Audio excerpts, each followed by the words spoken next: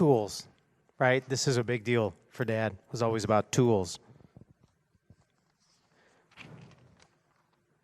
Now, if you saw Wes's, it was all like this chicken scratch on a piece of paper. That's an artist. This is what engineers do, right? It's all nice and neat, bullet pointed, everything. So, well, that's the way it is, you know. Hey, little lessons I learned from Dad, okay? So, I remember as a kid, one of the many times when we would go camping, that we went to the Great Sand Dunes. Many of you have been there. Little kids, forget this. Guess what? Don't forget your shoes, because it's really hot. And I remember Dad had to carry me all the way back, and I actually missed out on all the fun my brothers were having because my feet were burning. So don't forget your shoes. Camping is fun. Jeeping is funner. I think that's a word. And RVing is funnest, right? That's the best thing, is going in an RV. In fact, we took a trip, and I don't remember, Ellie, if you were on this trip, but we went to Nebraska in the RV, okay? Scout was jeeping. Scout was jeeping. We did lots of scouting. But this was a Nebraska trip. 8-track player, right? Overhead cab where all the kids were up there. Dad playing Don McLean, Miss America Pie. And I remember knock 3 times on the ceiling, right? Come on, knock 3 times, and you know what you do? Break, break, break. Knock 3 times. Break, break, break. And we're just all singing along, right? And I think we also, I think I learned that cow chips burn really well in the fire too up there. Yep, that was the other thing. And cactus. We ate cactus for some strange reason.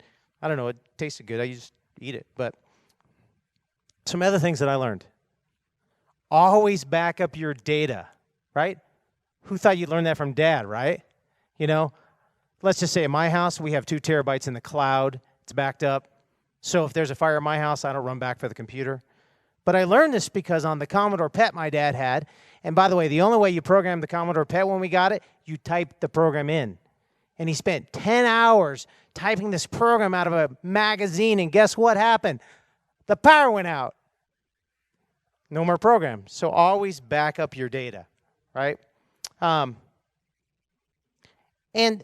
this injustice thing he had about sometimes things aren't just right, and you need to let somebody know about it. He loved writing people. You know, it's great hearing about the airplane. He would write anybody about anything. But one of the fun things I remember is that they used to have a thing where you could write into Reader's Digest, okay?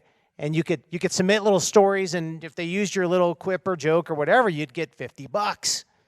And so he found this label. We had this stuff called Country Breeze Air Freshener. Remember those, right? Came in a little can. Smells like the country breeze. Yeah, you know what it said under that? Harmful if inhaled. Right, so that's what he said in. He got $50 on it, right? You know, spray it, but don't breathe it. I don't know how you get away with that anyways, but electronics are cool, and having the latest is cooler, right? So I got to bring some show and tell stuff here because I got some stuff here. Let's see here. Okay, this is a calculator.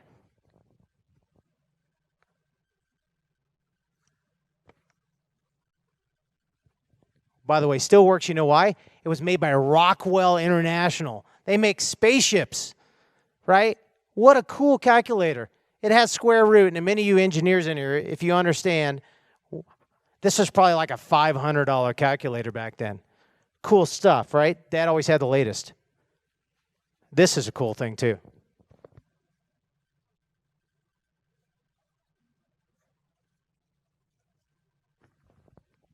Yeah. Who cares about Game Boys? This is a chess computer, man. We had this when we were like 10 years old, a chess computer. And by the way, it still works, too. So, crazy stuff. Really cool stuff. We had, I found something else we had. I mean, some of you guys have heard of this stuff, maybe. This is an FM Walkman. Okay, you know what? This is like headphones. This is the first headphones that ran off batteries, and you could like listen to the radio and carry it around, and nobody else had to hear what you were listening to.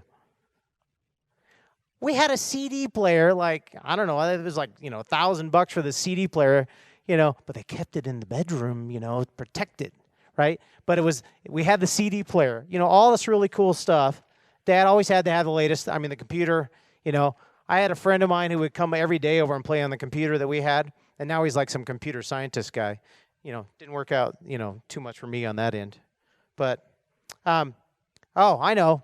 Here's another thing I learned. Love the Broncos, right? Every Sunday afternoon, we had that den with the fireplace and the big TV, and we watched the Broncos every Sunday afternoon. There was nothing else more that we did on Sundays than watch the Broncos. He always told me, if you want to be an engineer, hey, Dad's an engineer. Who wouldn't want to be like Dad, right? You got to learn how to solve problems. So we were talking about this three-wheeler motorcycle, and one of the fun things about the three-wheeler was going down the road in the snow when we get those big snows, because it had this giant balloon tire on the front, and it would just float, right? So I said, hey, Dad, I want to take the three-wheeler out. And he's like, no, you can't. Well, being the engineer, thinking, I know why he's saying no. You don't think I can start it, Dad, because it was like really, really, really hard to start. And he's like, yeah, I'll give you $20 if you start it. 5 minutes later, I come back and it started. I want my $20.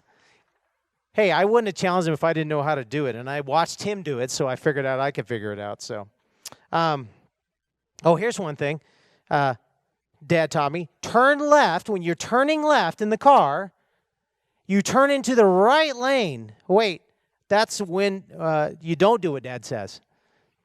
Because that's one of the things I always told me. It's like, Dad, that's not what they told me in driver's ed. You're supposed to turn into the left lane. So those are one of the things you don't do, I guess, when Dad says it. Let's see here. This is not beer. Drink lots of root beer, okay? So my wife and I went up, when we first started dating, actually, we went up to Dillon, because every Father's Day, they would take, Mom and Dad would take the fifth wheel up to Dillon, park it up there, and we're like, well, let's go up there, right? So we're up there with them, and Dad brings out this really fancy bottle of root beer, right? I'd never seen a bottle of root beer. It was always in a can. And he's like, wow. I'm like, wow, because I love root beer, by the way. Root beer connoisseur here. So I'm like, wow, I get to have some root beer. And he's like, I can only give you half the bottle because it's $1. I had to go down to the bottler to get this, so you can only have half a bottle. I get to drink the whole thing now. Radios are for listening and talking and collecting, so ham it up, right? Hey, I got my ham radio license too, okay? And my dad and I used to talk on the radio. What a blast. In fact, he was really, one of those proud moments of my dad. I actually worked for Radio Shack for 14 years. It was like his favorite thing, right? Because he could come in and he could really ham it up. And collecting these things, this is a Motorola. Really cool stuff. I bet you guys didn't know what those little teeny marks are that are on the dial that look like little triangles. Those are actually the civil defense markings, where you used to have to dial it in if there was like a nuclear bomb or something. So that's really what they were for. They have these little things on there. He loved collecting Zenith radios. Really cool stuff. Cool thing is I got a lot of these, which I'm just thrilled to have. And I got to tell you a little funny story about this. Is a radio too. So I'll probably get in trouble with my wife, but I'm going to tell it anyways. So my dad collects radios. Well, this was my wife's Cookie Crisp radio. So I gave it to my father for Father's Day. Dads, I got it back for Christmas. Hey, it happens, right? You don't remember, you got a lot of radios. Okay, so if you can't beat them, this is another lesson, join them and then beat them. So Mom and Dad had moved into the townhouse, and Dad is a big shortwave listener, right? Well, shortwave antennas are really long, okay? And townhouses have covenants, right? So Dad worked his way into the homeowners association, then onto the architectural control committee, then he became the head of the committee, and then he voted and said, guess what? You can put up a shortwave antenna on your house. That's exactly what he did. Oh, here's another thing. Don't mumble when you talk. Oh, wait. That's what my wife says about the Connells, actually, because we have a tendency to mumble when we talk. So that, I guess that wasn't my dad's lesson. But, yeah, they're over here mumbling away. I know that. Here we go. Read the manual, right? How many of you guys are manual readers? I'm one of those. All the way through to the end. So we're over at Mom and Dad's house, and Dad says, I got to tell you about a little lesson. We bought a new dishwasher, and I read the manual because we had to install it. Well, they get all the way through. They get the dishwasher in. He's got a guy over there helping him, and they get to the last thing, and they put the screw up in the top, and it falls down into the motor. Okay, well, the only way you can get the screw out is to take the dishwasher back out and tip it upside down. Well, guess what the last page of the manual said? Put a towel in the bottoms in case a screw falls out. Okay, so remember that. Also, that also works when you're working on a car too, is to put a little towel on the engine while you're working on, so you don't drop the screw down into the bottom of the engine. Okay, so Dad loved technology and how things worked. And this wasn't in my script, but Rusty was talking about this researcher. He had an entire file cabinet full of magazine articles he had cut out and filed them all. And I always thought, when are you ever going to go look at them again? And I don't think he ever did look at them. And I bet you they're still in your basement, Mom. The whole file cabinet of them. Oh, excuse me. It is now 3 file cabinets full, Mom says. So he loved technology and how things worked and how to fix them. And having the right tools was a big part of it. And we all learned to fix things. Right? In fact, sometimes we have to finally give up on fixing it eventually because we keep fixing it and fixing that washer until it finally is not fixable anymore. So he loved life. He loved his family. And most of all, he loved Jesus. And that was really the big impact on us was my dad. Thank you.